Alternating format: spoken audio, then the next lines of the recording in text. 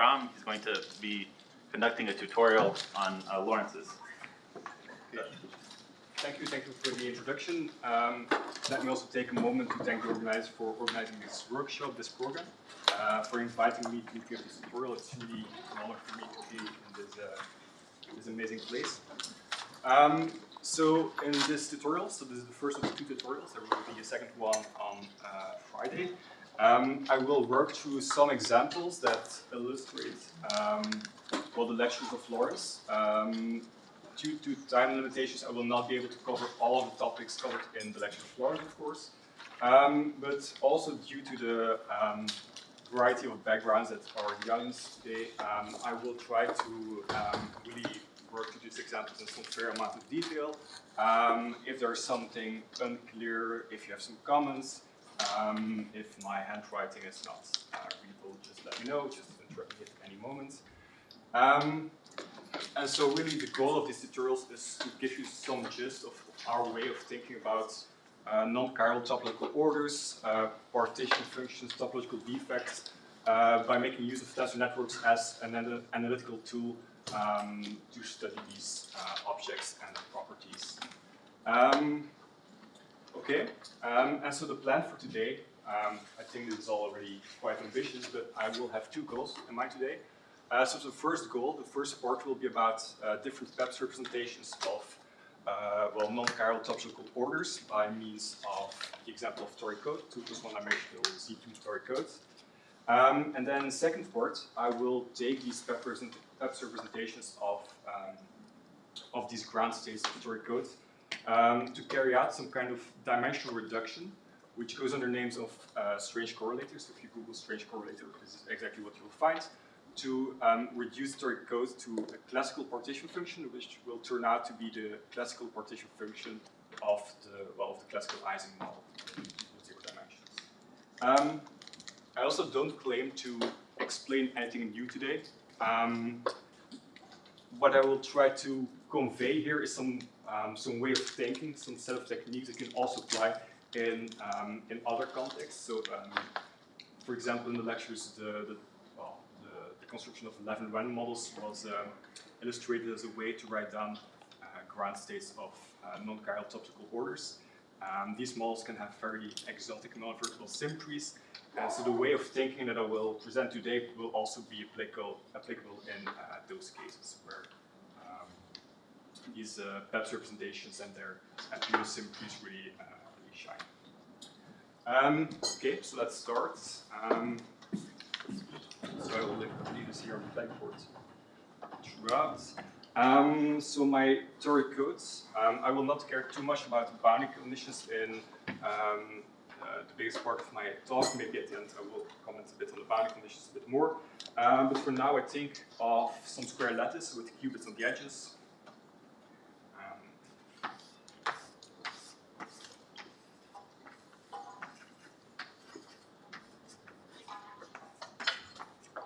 And the Hamiltonian is given by a sum of projectors. So on every vertex I have a term of this kind.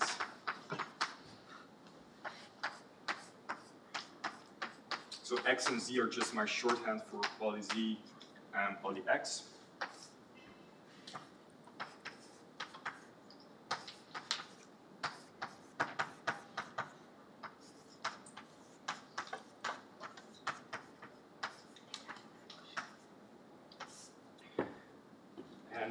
I chose normalization 1/2 to make these into projectors. I will call this one AV, BP. So all of these operators AV and BP are projectors, they all commute. You can see that by just taking the overlap of two of these operators is always an even number of x's and z's, so they all commute. And so in particular, the ground state or ground states of this model is just a +1 eigenstate of all of the AVs.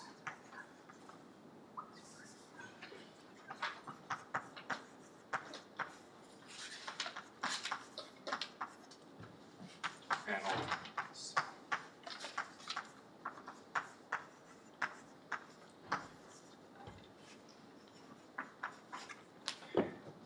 And so depending on the topology, on the boundary conditions of this model, this ground state may or may not be unique. But at the very least, they have to satisfy these constraints. And so a way to construct ground states of this model is by starting from some reference states, call it omega, and then acting on this reference state by product of all the BP operators and all the AV operators. So this will be a ground state because if you act with AV, because the AV is a projector, it just will cancel out, and this state will be a +1 eigenstate of the AV operator. Same goes for BP. If you act with BP, you can just commute it through all these AVs, and this will be a +1 eigenstate of that. And so the game we will play today is we will take different reference states, and for different reference states, we will take two different reference states. We will get two different tensor network representations of the ground state of the toric codes. Okay.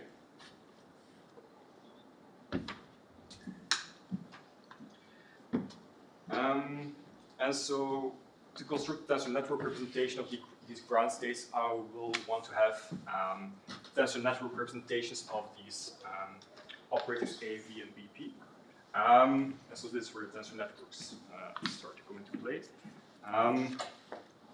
So I think most of you might have seen or used tensor networks, but for those who haven't, I just want to give a 30-second introduction to my graphical notation of tensor networks and how I will manipulate them. So I will write down my tensor networks, or my tensors of my tensor networks as just some blobs with some legs. So this is a rank 3 tensor, and I will often just define my tensors by specifying the components of my tensor. So in a particular basis, tensor product basis, I can just write this tensor as like this.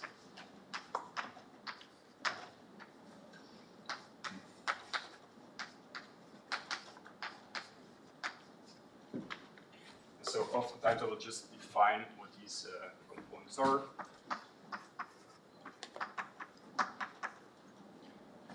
So this could be T, I, J, K. Like this. So that's my notation. So often when I draw a tensor network, so this tensor, this can be a state, this can be an operator, this can be whatever you want. I don't really specify what is the domain, what's the codomain. There are no arrows and legs for now, because we just work with Z2, this is all just fine. But when I start writing down my states, I will just write some open legs which are not specified by some index, and you always have to think that an open leg without index on it comes with a sum over some base states associated with that leg. Okay. And so the notation is that if you take two tensors where some of the legs are connected between the tensors, between the blobs, then I sum over this index. So if I take an A, take a B, two rank 3 tensors, for example, then I can use some notation where I specify what this index is. This is I, this is J, and then these are legs that are connecting two blobs, and so I will sum over this leg, meaning that as an algebraic expression, this will be sum over A and L, A, I, A, L, B, J. And of course, I will have to specify a little bit how I order my indices here, but throughout this talk, this will not really be of importance. This will not be an issue. Okay, so that's my notation. And also need to put it straight I, okay? This one? Yeah, like after the user stuff. Like you Well, no? I just think of this as a component of a tensor. Okay. So if I don't write the I and J, you should sum over I and J, and then add the Casimir as Yeah, I I'm and J. saying like on the right hand side.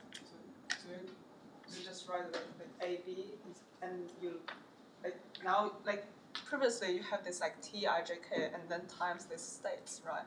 Mm-hmm. But like on the second line, you don't need a state anymore. No, because so this drawing, so this tensor with the indices, is really equal to this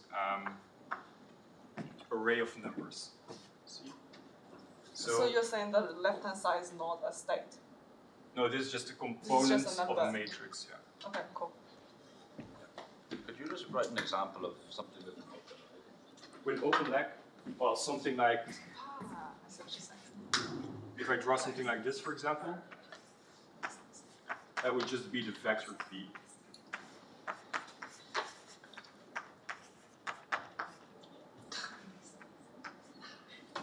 Something like this. So I can also multiply with a matrix, for example, and then all of the internal ones are contracted according to the conventions, and then the open one is just something that I sum over with. Open like there's like some like data attached to it. Yeah. Yeah. Okay. Yeah.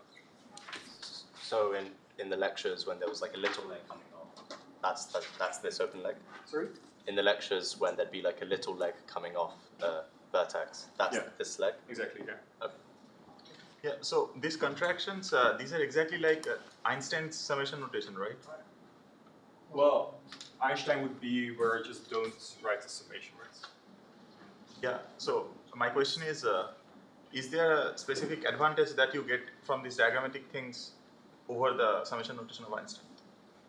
Yeah. So in the construction of the state, we will just use this all the time, this contraction. So in this notation, you can treat the I, J, and K cats as having like something with the index I, and just if you want to do summation, if you want to do Einstein notation, like T, I, J, K, I, J, K. If you think of it as indices, I, J, K. Yeah. So so the I, J, and K just label my basis states, and I could have dropped the summation to have some Einstein summation convention there.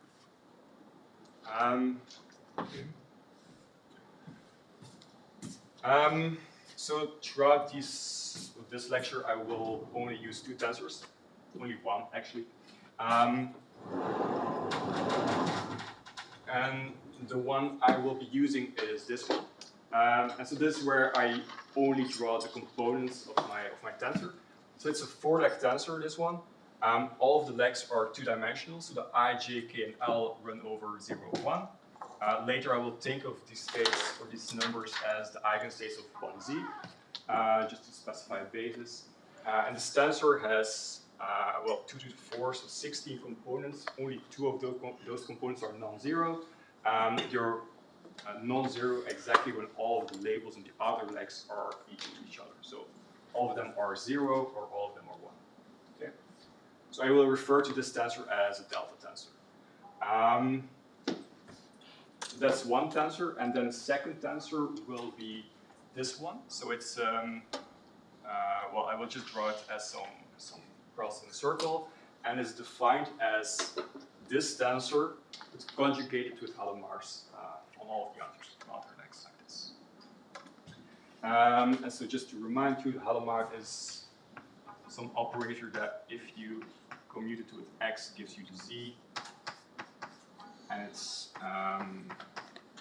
self-inverse.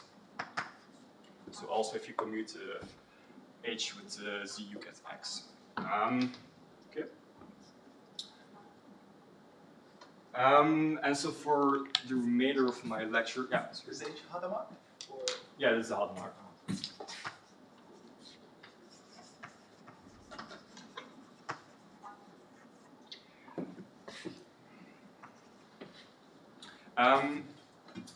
I will be using extensively the symmetry properties of these tensors. And so what I mean by that is that if I take this tensor and I act on the outer legs by some operators, which I will now specify, this leaves this tensor invariant. And so also something that was mentioned in the theory lectures, that symmetric tensors have some symmetry properties, and that's exactly what's meant also by this statement, that if you take this tensor, it might have some symmetry, which means that if you act from the outside legs of this tensor, that this leaves the tensor invariant. And so in particular, symmetries of this tensor are very easy to deduce. So if you act, for example, with a poly Z on either of those legs, it leaves the tensor, well, I can act with a poly Z on this leg, but because this tensor is only non-zero when all of these legs are identical, I can just equally well move the Z over to this leg, or to the other one, or to the other one. So acting with, if I act with one Z on this tensor, I can just move it around freely. Also, if I act with two Z's or an even number of Z's on these outer legs, it just disappears. And so the dot dot dot is all of the permutations. Also, if I flip all the spins simultaneously on the outer legs, so if I conjugate my tensor with x, x, x, x, this leaves the tensor invariant. I hope this is pretty clear, because if you just think again, this tensor is only non-zero when all of legs are 0 or 1. If I just all flip them, it just leaves the tensor invariant. And then by construction, this tensor has the same symmetries, but with Z and X interchanged. So same for this one with Z and X as well. Okay. So sorry, super stupid question, but this delta, it's only, it's one when all of them are the same. I equals J equals K. Oh. And so I will just leave this on the blackboard for the rest of the lecture. Okay.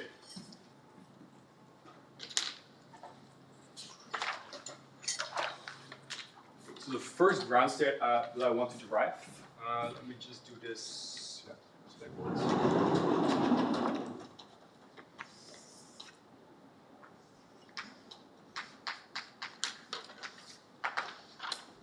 What I will do is I will choose a particular reference state.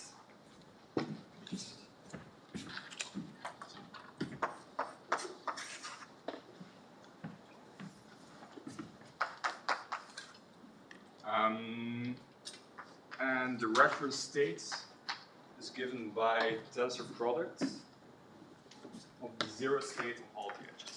So I just initialize my procedure by starting from fully polarized states. And so in particular, my notation is that the 0 is plus one eigenstate of poly Z.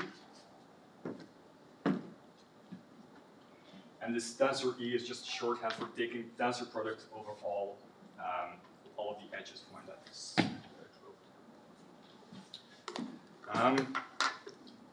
And then if you just stare a little bit at the expression of the Hamiltonian, the BP operator, you can see that this state is already a plus one eigenstate of all of the Laquette operators in a trivial way, because, well, all of the Z's just evaluate to plus one on the state.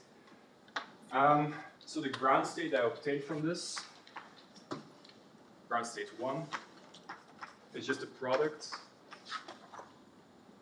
over all the V's, over all the vertices of my lattice, of all of the AV's acting on omega. So the only thing I need now is a tensor network representation of the AV in order to construct a tensor network representation of this ground state. Okay.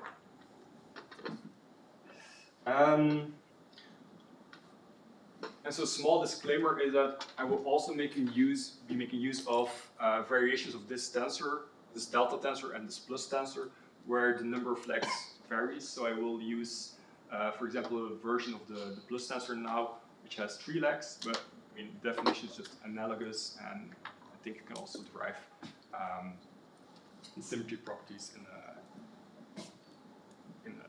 10-second calculation. It's completely analogous. And so the AV, I will just first draw it and then explain why it's a correct expression. So the AV looks like this. It has a delta tensor in the middle. and then that's plus tensors on all of the outer legs.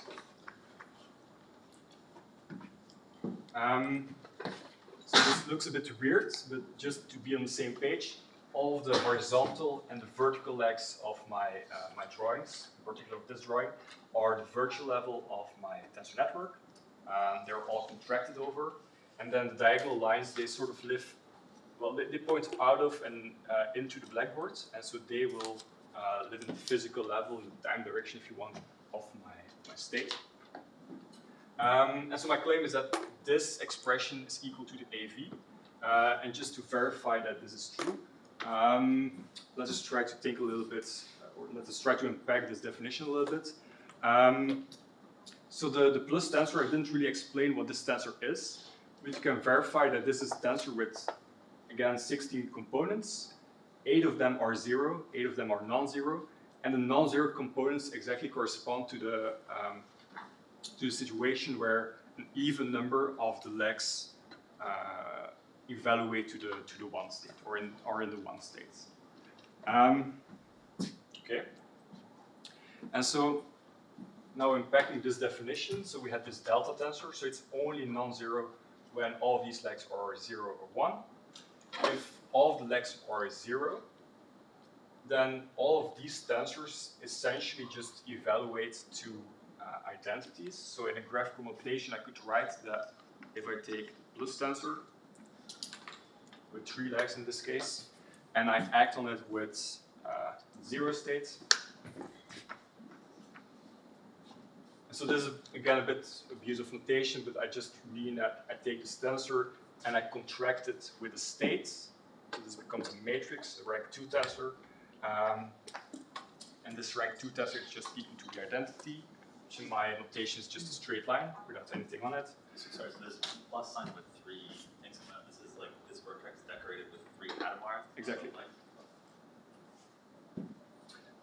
So this is true, that's a fact. And so if all of these legs are 0, these operators acting on the edges adjacent to this vertex are just the identity. And so this corresponds to the first term in the sum. And then when this middle tensor evaluates to, well, when all of these legs are just 1, then this tensor can be shown to just evaluate to 1x in this direction. Also, disclaimer, I will be very sloppy in keeping track of factors, so I guess when I normalize my Hadamard properly, that I will have to take factor of 2 into account, but I will just not do this. And so you can do this in the end when you normalize your state. Okay. And so now the ground state is very easy to represent as a tensor network, because what you do is you just act with this operator on all the vertices, and then what will happen is that if I take 2 vertices which share an edge, then I will have a contraction of 2 of those tensors on top of each other. So I will have some situation which looks like this. But then I will contract it with this state, and by this property, I will just be able to get rid of the bottom plus tensor. And so on all of the edges, I will just end up with 1 plus tensor that connects to vertices and extends into the physical dimension. The ground state will be, as a tensor network, representable by this drawing.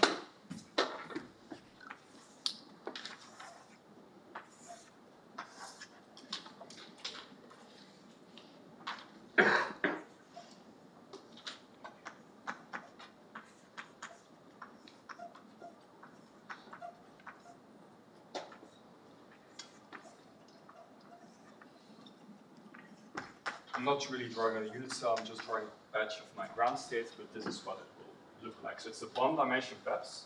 It's an exact representation of this ground state of Tori code. I will not tell you which ground state this is. I will cover this later. What do you want to say also about this ground states? And so an observation you can make is that the contraction of all of these legs follows the orientation of the primal lattice, in the sense that this tensor, it has some legs that coincide with the edges of my lattice. And this will not be the case for the second representation of the ground state vector code, where this will be on the dual lattice of the square lattice. Okay?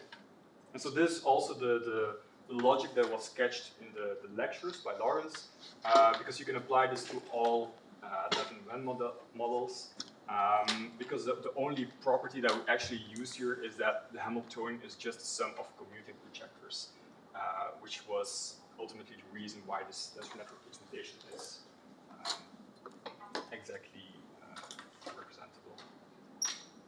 Okay. And so for the second ground state, I will just play the same game, so I will do this a bit quicker probably. But I will just start from different reference states. And so the different reference state that I will take is by taking omega to be the plus state, or well, product state of all pluses on the edges. So I will take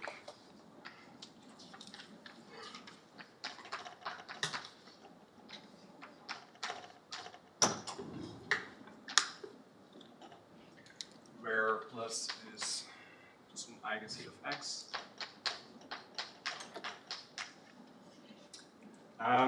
And then in this case, the ground state number 2, is equal to product of BPs acting on omega. And so the reason why this is the case is because if you take omega, you plug it into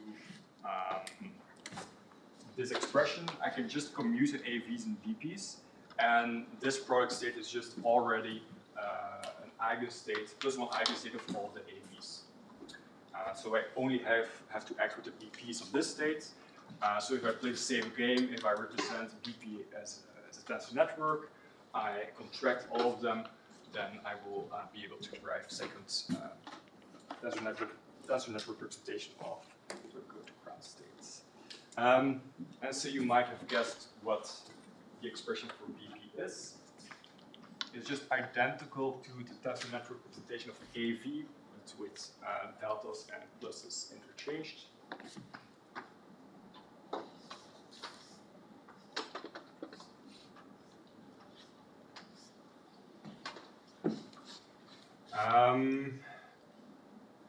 And so why is this the case? So you can also convince that this is the right expression because, like I said, this tensor in the middle, this plus tensor, is only non-zero when, well, the parity of the outer legs is even, so when there's an even number of ones on the outer legs. And, well, these delta tensor are just only non-zero when all the spins are equal.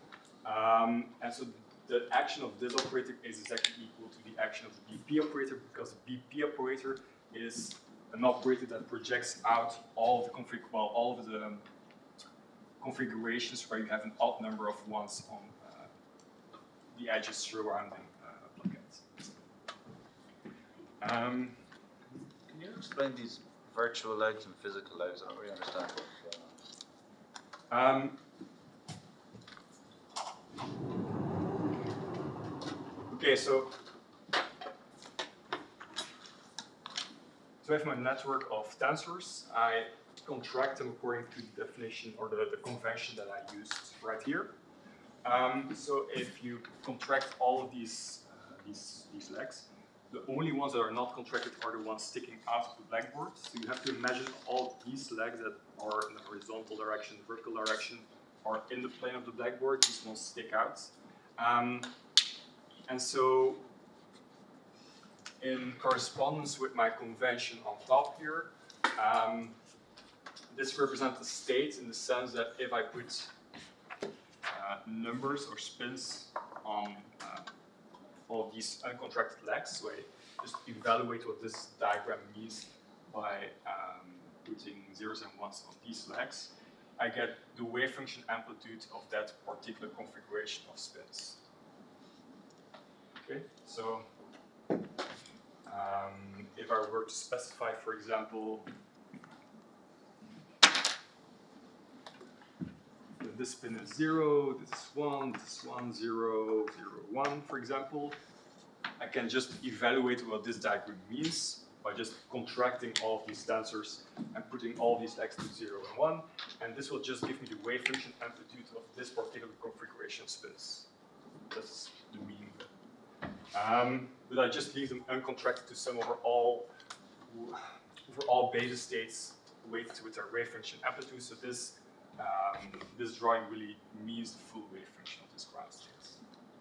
So could you write, on the top right of the left board, could you write a free leg on all those dots, the lattice sites? Sorry? Where you say C2, could you do a free leg on all those lattice sites? Is that kind of what you're saying?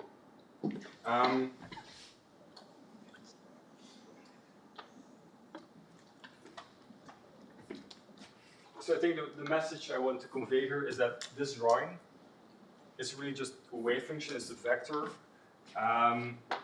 where I just make use of this convention, where all of the legs here that are open just correspond to basis states on that edge.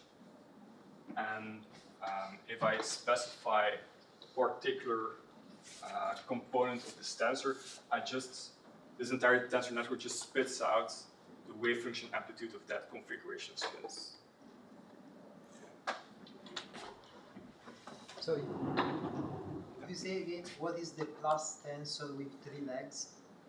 It's the same as the one with 4 legs, but with 1 less leg. So if I take the plus tensor with 3 legs, it's exactly equal to this one conjugated with 3 Hadamars. And that's the same as delta, right? Yes. Yeah.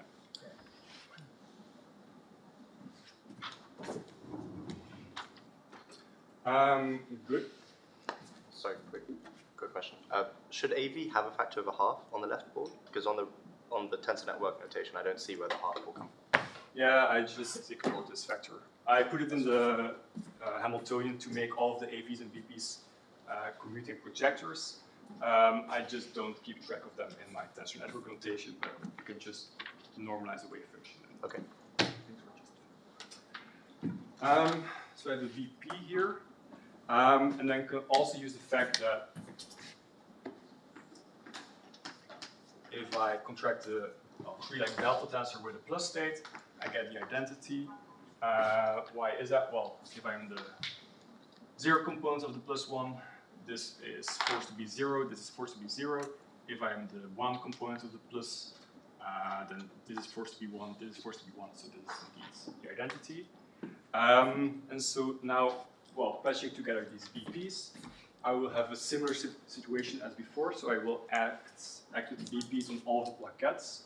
And then when 2 plaquettes share an edge, I will act with 2 of these tensors on that edge. I will be able to use this property to get rid of one of those tensors, and I end up with a tensor network which is, well, in a way dual to the tensor network above. So I will just draw it and then explain it a bit more. So this will be of this kind.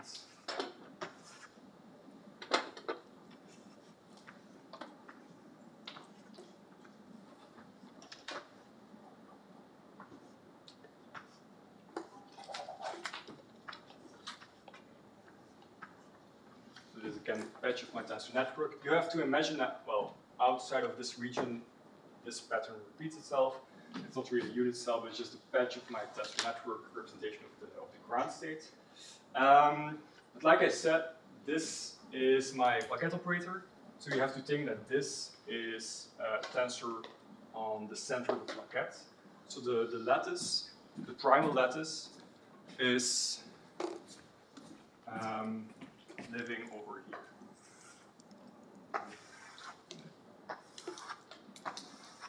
So this is the primal lattice.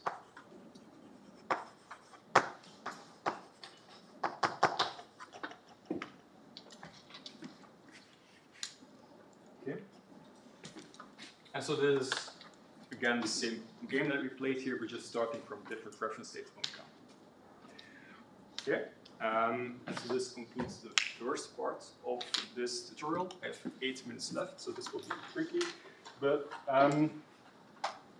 maybe let me just pause here for some questions. Sorry, I didn't understand. Are these two physically different states, or is it just different bases? So both are ground states of third code. You will be able to check which ground state you end up with by just measuring the string operators around the closed loops of the third code. And so you will notice, for example, that if you do this exercise for the first ground state, that this will be a +1 eigenstate of the Wilson loop operators. So in the sense that if you act with a z on both closed loops of, if you act with a closed loop of z's on either of the non-trivial cycles of torus, this will be an operator which has +1 eigenvalue in this state. If you do it for the Hooft loops, I guess people would call this on this state, this will be +1 eigenstate. So that's a way to characterize what these ground states are. So they're not orthogonal, these two ground states. Good. Sorry, one question. Yes. Maybe I missed it. By finding the lattice, do you mean the lattice on the leftmost node? Yes. Indeed. Good. I think I will continue on this blackboard for part 2. So I hope I can at least finish the first part of this. So this is called strange coordinating.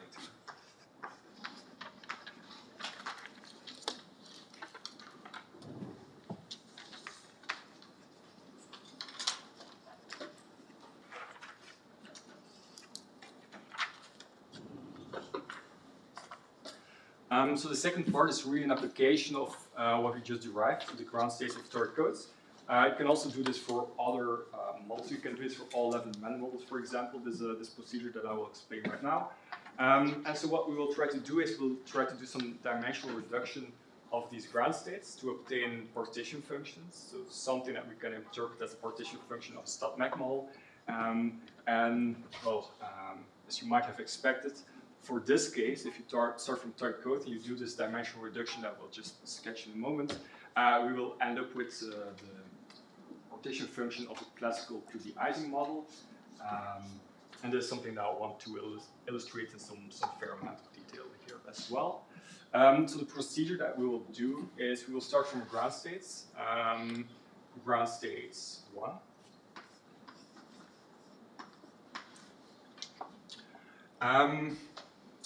And I will take the overlap of this state. So this is a 2 + 1 dimensional state. I just drew it. I have these physical legs. I can just access these legs, and I can contract all these legs with, for example, any other state. So in particular with the product state. And I will take the overlap of this state with a product state that I will write as beta that I put on all of the edges. So again, beta is just a state. It's a 2-level system. I take the product over all the edges. So this is a product state that just lives on the edges of my lattice. I take the overlap of the state with the ground state. So this is a number, and we'll call this number z, because I will be able to interpret this entire construction as a partition function of my Ising model. And of course, beta refers to the inverse temperature of my partition function. And so what I will be using is, again, my tensor network representation of the states. And I will be using a particular ansatz for the product states that just we'll see will work out to. So this particular ansatz that I will now propose will just be the right one for the Ising model, to obtain the Ising model. And so in particular, this is something that is fine-tuned. And so my answers will be to take beta to be equal to this state. So it's e beta 0 plus e minus beta 1. And then I can use the fact that I can contract this state with these plus tensors. and this will give me a matrix. This matrix will encode the Boltzmann weights of my Ising model. So if I take this three-valent plus tensor, I act with it on it with a beta. This will give me a matrix, and this matrix will have e to the power beta on the diagonal and e to the power minus beta on the off diagonal. This.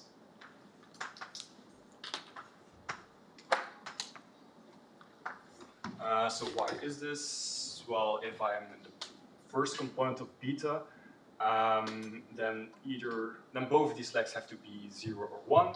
So I'm on the diagonal of my matrix. If I am the second component, then these legs have to differ. So it's either 0, 1 or 1, 0. So I'm on the off diagonal of the matrix. And I just do this in the last 2 minutes. So I if you need a couple extra minutes, it's okay. We can. If you need a couple extra minutes. Okay, yeah, I'll just finish this part.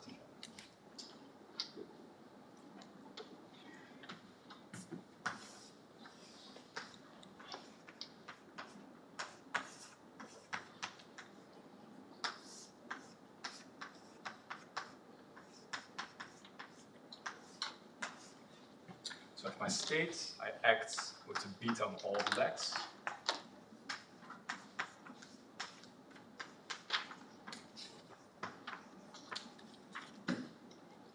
So there are no uncontracted energies here anymore, no uncontracted legs anymore.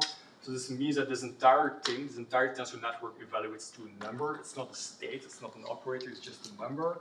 And we will try to interpret this entire thing now as a partition function. And so by making use of the fact that acting with beta on this tensor gives me this matrix, I can now sort of see that this will indeed give me the Ising model in the following sense. So I think of these tensors, these delta tensors on the vertices, as encoding some classical spin, which is either 0, 1, up or down. And then depending on whether neighboring spins are aligned, 0, 0 or 1, 1, I will pick up a Boltzmann weight on the diagonal, e to the beta. If they are anti-aligned, I will pick up e to the minus beta. And so by contracting the tensor network, I sum over all classical spin configurations. And so the number that comes out is exactly equal to, so it's equal to z, which is equal to sum over all spin configurations, where the spins live on these vertices of my lattice, the primal lattice. And the Boltzmann weights are given by e to the beta as I as j, where as I and as j are nearest neighbors.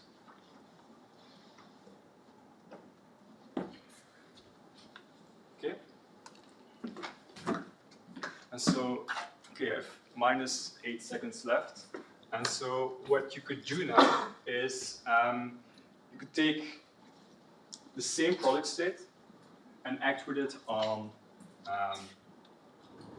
the second ground state representation that we found. I will not do this in detail, but what you will be able to show is that by doing this, so by acting with the same product state on this second ground state, I will also be able to interpret this entire thing as a classical Ising partition function, but not at the same temperature, but at a dual temperature, which is, I might be able to write this down just to illustrate what you will end up with. You will end up with a partition function of a classical Ising model at temperature beta check, which satisfies this condition. So e to the power minus 2, the dual temperature will be equal to the hyperbolic tangent of beta. And so this is exactly what you expect from Comics-Wannier duality. So in a way, we have implemented Comics-Wannier duality by switching between different ground states of the toric code that we just derived here, and by taking the same product state. And so this is what people would call duality. And you could actually derive the critical temperature of the 2D Ising model by requiring that this is a self-dual point. So you require that or you assume that there's a unique critical point, and then you look for the temperature at which the dual temperature and the original temperature are the same, and this will just give you the critical temperature of the 2D Ising model. So I guess we will continue with this on Friday. But this is like the main conclusion that I want to draw from this. So we constructed different PEPS representations of non-chiral topological order of the target code. We were able to do a dimensional reduction to obtain partition functions, and by doing this procedure for the different representations of the ground state, implemented the duality, which in this case corresponds to the high-low temperature duality of the Ising model.